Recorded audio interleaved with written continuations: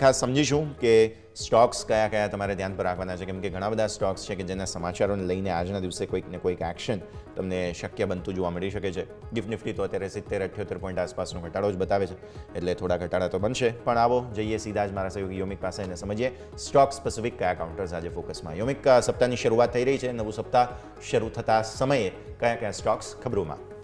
જી yes, good morning. હવે આપણે નવું સપ્તાહ શરૂ થવા જઈ રહ્યું છે, તે એવા બધામાં સ્ટોક સ્પેસિફિક આજે આપણને સારી એવી એક્શન મળશે, કારણ કે ઘણા બધા સમાચાર છે કે જે આજે આપણને માર્કેટમાં રિએક્ટ થતા જોવા મળશે. તો આવો સૌથી પહેલાં આપણે સ્ટોકની શરૂઆત કરીશું. તો સૌથી પહેલાં તમારા રડાર પર જે સ્ટોક હોવો જોઈએ તો હું વાત કરવા માગીશ તો એ છે ટાટા પાવર.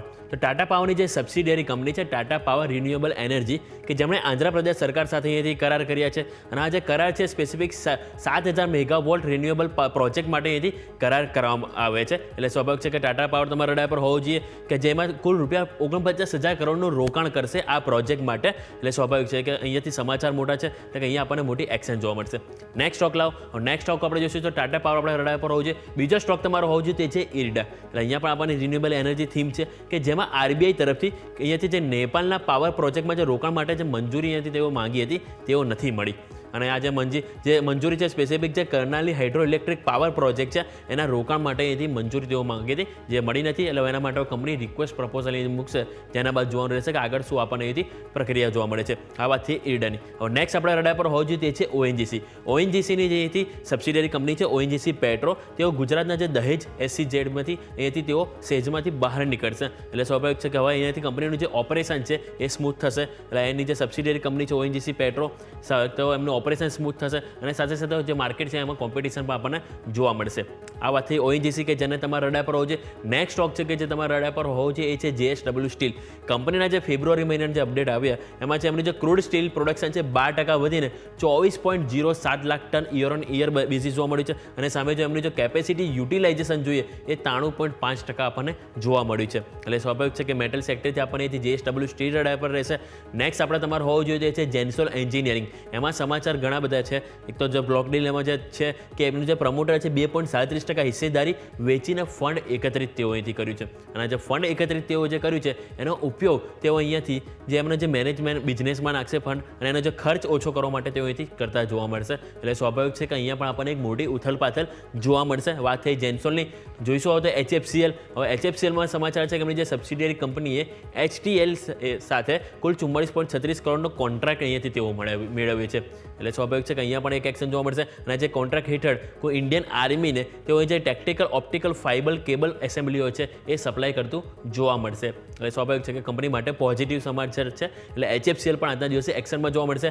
નેક્સ્ટ તમારા કાઉન્ટર પર હોવો જોઈએ તે છે નજારા ટેકનોલોજી. તો નજારા ટેકનોલોજીમાં સમાચાર છે કે એમને જે વનપે ટેકનોલોજીસમાં જે હિસ્સો હતો એમાંથી 94.85% તેઓ હિસ્સો વેચ્યો છે. આ હિસ્સો કોને વેચ્યો છે તો આપણે જોઈશું તે છે આપણે કે મૂનસાઇન ટેકનોલોજીસ, કે જેને રૂપિયા 104.33 કરોડમાં હિસ્સો વેચવામાં આવ્યો છે. હવે જે વન પ્લે આપણે જોયું કે વન પ્લે ટેકનોલોજીસ એ આપણે જે જાણીતી ગેમ છે જેવી કે રમી પ્લેટફોર્મ છે, ક્લાસિક રમી છે, આ બધા પ્લેટફોર્મ તેઓ પ્રોવાઈડ કરે છે. સામે જે મૂનસાઇન ટેકનોલોજીસની વાત કરું તો ઇન્ડિયાની જે સૌથી મોટી જે ગેમ છે જે પોકર પ્લેટફોર્મની એની પેરેન્ટ કંપની છે આ મૂનસાઇન. એટલે સ્વાભાવિક છે કે અહીંયા પણ આપણને એક સમાચાર મોટા છે. એટલે નજારા ટેકનોલોજી પણ તમારા રડાર પર હોવું જોઈએ.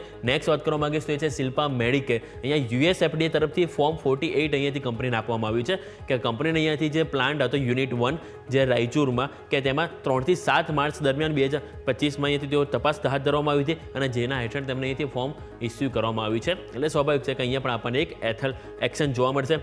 GMR એરપોર્ટના પણ ફેબ્રુઆરી મહિનાના અપડેટ આવે છે.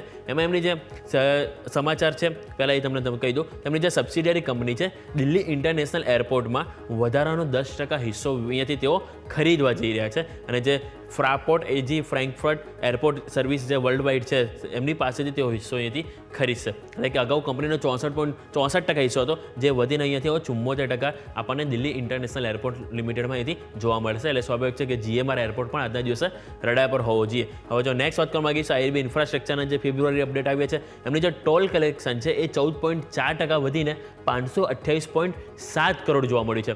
અને એમાં જો ડેઇલી વાઇઝ વાત કરું કે પર દિવસ એટલે કે ટોલ આવક પર દિવસ આપણને આપણને 18% વધીને ₹18.9 કરોડ જોવા મળ્યું છે. એટલે સ્વાભાવિક છે કે અહીંયા પણ આપણને IRB ઇન્ફ્રાસ્ટ્રક્ચરને જે અપડેટ આવે છે, બિઝનેસ અપડેટ, કે જેના આધારે આપણને એક એક્શન જોવા મળશે. એટલે ઓવરઓલ આપણે વાત થઈ કે IRB ઇન્ફ્રાસ્ટ્રક્ચર એટલે ઘણા બધા સ્ટોક છે કે જે આજના દિવસ આપણને રડા પર રહેશે અને સ્વાભાવિક છે કે નવું સપ્તાહ જઈ રહ્યું છે એટલે કે ઘણી બધી ઉથલપાથલ આપણને જોવા મળવાની છે. અને જે સ્ટોક સ્પેસિફિક છે એ તો આપણને એક્શન જોવા મળશે. બીજા ગ્લોબલ સેન્ટિમેન્ટ છે કે જે ક્યાંક ને ક્યાંક આજે આપણને અસર જોવા મળશે.